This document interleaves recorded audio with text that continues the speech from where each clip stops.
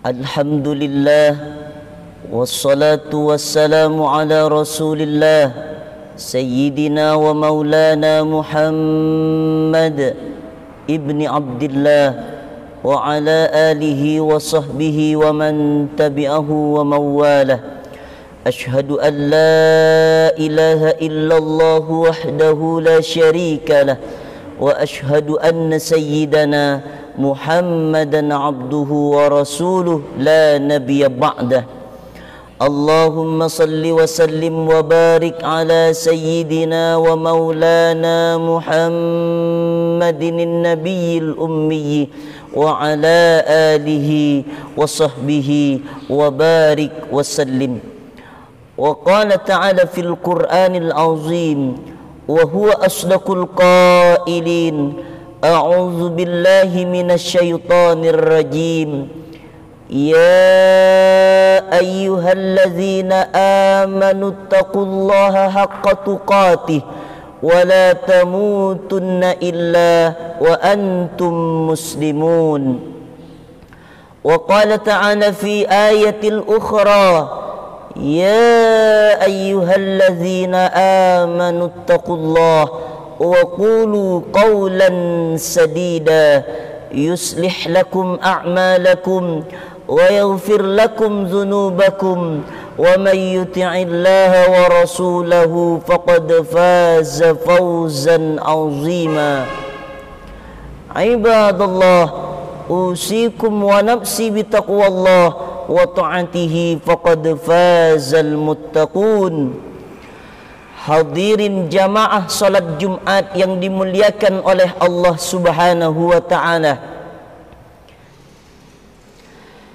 Hidup ini bukan sehebat apa engkau mencari kesenangan dunia, mengumpulkan harta di dunia. Tapi hidup ini sejauh mana engkau mengumpulkan amal-amal soleh yang akan kau bawa menghadap Allah Subhanahu wa ta'ala. Maka kesenangan-kesenangan dunia yang sesaat jangan sampai membuat kita lupa kepada Allah Subhanahu wa ta'ala. Sehebat apapun engkau mencari harta, mencari kesenangan dunia, itu semua akan ditinggalkan, tidak akan kita bawa menghadap Allah Subhanahu wa ta'ala. Maka yang terpenting dalam hidup ini, hidup kita di dunia selama 63 tahun, hidup di dunia kita selama 70 tahun. Lalu yang perlu kita pertanyakan, bekal apa yang akan kita bawa menghadap Allah? Apa yang akan kita bawa, yang akan kita pertanggungjawabkan di hadapan Allah Subhanahu wa ta'ala? Hasibu anfusakum qabla an tuhasabu. Perhitungkan dirimu sebelum engkau diperhitungkan secara besar-besaran di hadapan Allah Subhanahu wa ta'ala. Jangan sampai karena hanya dunia kita lupa solat. Jangan sampai kita karena dunia lupa beribadah kepada Allah. Jangan sampai karena hanya dunia yang fana, yang sesaat, lupa kita beramal soleh. Inilah yang akan membuat kita rugi di hadapan Allah Subhanahu wa ta'ala. Jangan sampai karena dunia yang kata Nabi, wallahi, demi Allah, mad dunya fil akhirati illa masalu ma yaj'al ahadukum isbahu hadhihi fil yammi falyanzur bima yarji'. Demi Allah, perumpamaan dunia dan akhirat kata Nabi hanya seperti seseorang yang mencelupkan jari telunjuknya ke lautan, kemudian diangkat jari telunjuknya. Apa yang ikut dengan jari telunjuknya itu hanya setetes, dua tetes saja. Kalau kau dapat dunia ini, jangan bangga, jangan sombong, jangan angkuh, karena dapatnya hanya setetes, dua tetes saja.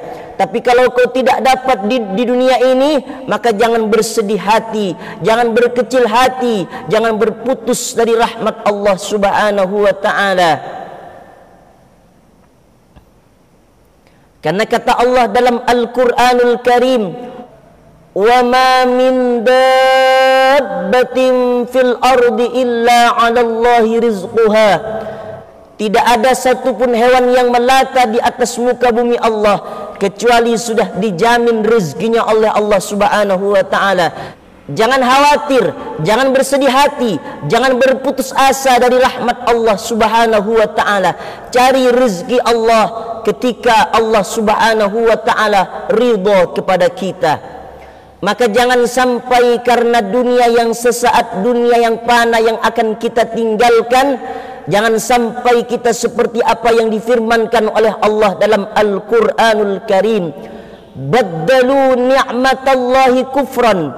Ada orang-orang yang sanggup menukar nikmat dunia yang sesaat dengan nikmat akhirat yang kekal abadi di hadapan Allah Subhanahu wa taala, karena tak sanggup hidup melarat menggadaikan iman, akidah ditukar dengan kekafiran di hadapan Allah Subhanahu wa taala. Tak sanggup hidup miskin, iman tergadai, akidah tergoyahkan, menjadi orang yang kufur, menjadi orang yang munafik, menjadi orang kafir di hadapan Allah Subhanahu wa taala. Maka kita mesti ingat ancaman dari Nabi. Nabi mengingatkan, yusbihu mu'minan, pada waktu pagi dia beriman kepada Allah, wa yumsi kafiran, pada petang hari dia sudah berubah menjadi kafir, tak lagi percaya kepada Allah Subhanahu wa taala. Semakin besar iman seseorang, semakin besar ujian yang datang dari Allah Subhanahu wa taala. Ahasiban nas ayyutraku ayyaqulu amanna wa hum la yuftanun. Adakah manusia itu menyangka dibiarkan begitu saja oleh Allah? Amanna, dia mengatakan kami beriman, kami percaya kepada Allah, kami beriman kepada Allah Subhanahu wa taala, padahal mereka belum diuji oleh Allah Subhanahu wa taala. Makin besar iman seseorang, makin besar ujian cobaan yang akan diberikan oleh Allah Subhanahu wa taala. Karena di balik cobaan ujian yang diberikan oleh Allah, disitulah Allah ingin mengangkat derajat seseorang ke makom yang tertinggi yang belum pernah diberikan kepada manusia manapun. Allah ingin mengangkat derajat kita. Allah tidak ingin menghinakan hamba-hambanya, tapi Allah ingin mengangkat derajat orang lewat ujian dari Allah Subhanahu wa taala. Kalau kau diuji oleh Allah, ingatlah, innallaha idza ahabba qauman ibtalahum. Sesungguhnya Allah sedang jatuh cinta kepada engkau. Kalau kau diuji oleh Allah Subhanahu wa taala, disitulah pertanda ujian cinta sedang datang dari Allah Subhanahu wa taala. Maka hidup ini bersabar, hidup ini penuh dengan rasa syukur kepada Allah Subhanahu wa taala. La in syakartum, kalau engkau bersyukur atas nikmat Allah, la azidannakum, maka akan ditambah nikmat itu oleh Allah Subhanahu wa taala. Wala in kafartum, tapi ingat, kalau kau kufur, kau ingkar, kau tak pandai berterima kasih, inna azabi lasyadid, sesungguhnya azab Allah itu amat sangat mengerikan, amat sangat dahsyat, amat sangat luar biasa. Allah akan memberikan azab kepada orang-orang yang kufur nikmat kepada Allah Subhanahu wa taala. Maka hidup di dunia ini yang kita cari adalah ridha Allah. Kita berusaha, yang penting Allah ridha. Kita menjadi seorang pemimpin, yang penting Allah ridha. Kita menjadi seorang pejabat, yang penting Allah ridha. Kita menjadi seorang ustadz, kiai, seorang imam, yang penting Allah ridha. Apapun pekerjaannya, ilahi anta maksudi, engkau yang ku maksud ya Allah. Wa ridha kamatlubi, ridhamulah yang ku cari. Ridha Allah yang kita cari. Ridha Allah lah yang membuat kita lapang hati. Ridha Allah lah yang membuat kita tenang, yang membuat kita sabar untuk meniti kehidupan yang diberikan oleh Allah Subhanahu wa taala. Maka hidup yang sudah diberikan oleh Allah, jangan sampai terjadi penyesalan nanti di hadapan Allah Subhanahu wa taala. Wahai saudaraku, jangan engkau menjadi orang yang rela sanggup menukarkan akidahmu, tergoyahkan akidahmu gara-gara dunia. Dunia ini, kata Nabi sallallahu alaihi wasallam, tak sampai setengah sayap nyamuk. Kau tangkap nyamuk, kau ambil sayapnya, itulah dunia. Allah tak pernah menghinakan rezeki. Allah tak pernah menjelek-jelekkan rezeki, tapi yang dihinakan oleh Allah adalah dunia. Kau kejar dunia, maka akhiratmu akan melayang. Akhirat kau kejar, maka dunia akan bersimpuh di bawah telapak kakimu. Maka hati-hati dalam meniti hidup, maka hati-hati dalam menjalani hidup di hadapan Allah Subhanahu wa taala. Berusaha untuk menjadi manusia yang muttaqin, yang takut kepada Allah Subhanahu wa taala. Takut akan tergadainya iman, lunturnya iman, akidah menjadi luntur. Takut kepada Allah Subhanahu wa taala. Nabi sallallahu alaihi wasallam bersabda, "Ittaqillaha haitsuma kunta." Bertakwalah engkau kepada Allah dimanapun kalian berada. Takut kepada Allah, tanamkan takwa kepada Allah, merasa bahwa diri selalu diawasi oleh Allah Subhanahu wa taala, merasa bahwa Allah dekat dengan kita, merasa bahwa kun ma Allah, selalu bersama dengan Allah Subhanahu wa taala. Manusia yang selalu ingat Allah, maka dia akan ditolong oleh Allah Subhanahu wa taala. Manusia yang selalu lisannya berzikir menyebut Allah, maka di dunia ini hatinya akan diberikan kelapangan, diberikan ketenangan oleh Allah Subhanahu wa taala. Huwallazi anzala as-sakinata fi qulubil mu'minin. Dialah Allah yang telah menghadirkan, menciptakan ketenangan dalam hati manusia.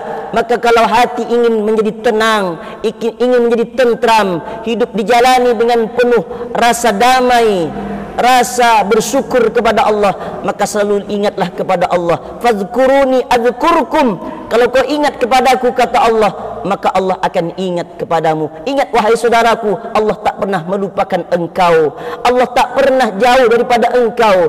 Engkau sendirilah yang membuat jauh daripada Allah Subhanahu wa taala. Maka hidup yang sebentar, yang sesaat ini, banyak-banyak kita beramal soleh, banyak-banyak kita berbuat baik, supaya bekal-bekal akhirat, bekal-bekal yang akan menyelamatkan kita dalam kehidupan yang hakiki, akhirat yang panjang, kita berada dalam kebahagiaan, dalam kesenangan di hadapan Allah Subhanahu wa taala. A'dadtu li ibadiyas salihin.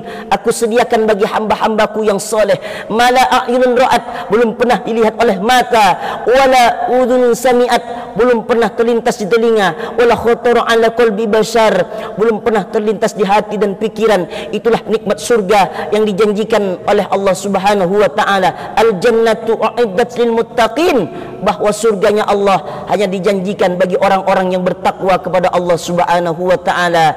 Maka khutbah Jumat yang singkat ini menanamkan kepada kita, jangan sanggup kita menukar nikmat dunia yang sesaat dengan nikmat akhirat yang kekal abadi, sehingga iman tergadaikan, iman tergoyahkan, akidah luntur, menjadi orang yang tak lagi beriman kepada Allah. Na'udzubillah, summa na'udzubillah. Maka iman ini mesti kita jaga baik-baik, mesti kita siram dengan amal soleh, dengan baca Al-Quran, dengan berzikir mengingat Allah, dengan beristighfar kepada Allah, dengan memperbanyak salawat kepada Nabi Muhammad sallallahu alaihi wasallam.